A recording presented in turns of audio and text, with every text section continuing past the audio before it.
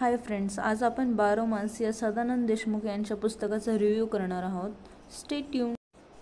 या पुस्तकाच्या महत्त्वाच्या कॅरेक्टरसोबत मी तुम्हाला ओळख करून देते. नानू आजा आहे, त्यानंतर शेवंतामाई आणि सुभानराव हे दोघे पती पत्नी आहेत. त्यांच्या मुलांची नावे आहेत मधुकर आणि एकनाथ. मधुकर आणि एकनाथ हे दोघं भाऊ आहेत आणि अलका ही एकनाथची पत्नी आहे. ठीक आहे.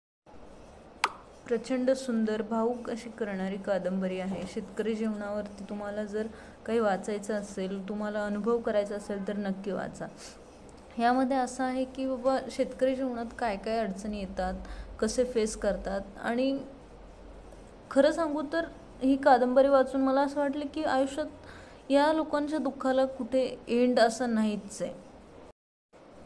आपण शेवंतामाईचा जो आटापिटा आहे प्रत्येक गोष्ट वाचवण्यासाठी, पुढे घेऊन जाण्यासाठी, सुनेकडून कधी हे घेऊन शेती करा, ते घेऊन करा, असं जे आहे ते पाहू शकतो. सुभानराव त्यांचा समजदारपणा, पण त्याला काही अर्थ नाही आहे.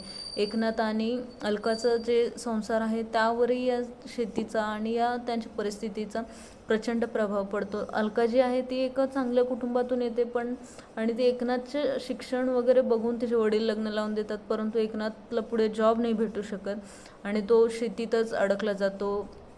त्याचा काही फायदा नाही आहे. पुढे मधुकर आहे जो की गुप्तधनाच्या शोधात आहे. त्यालाही कधी काही भेटत नाही, मूर्त्या शोधणं, हे शोधणं, पण त्याचं कुठेच काहीच फायदा नाही. आयुष्य नुसतं असं त्यांचं वाया चालल्यासारखं वाटतं. तुमच्या डोळ्यातून अश्रू आल्याशिवाय राहणार नाहीत. So it's a must read.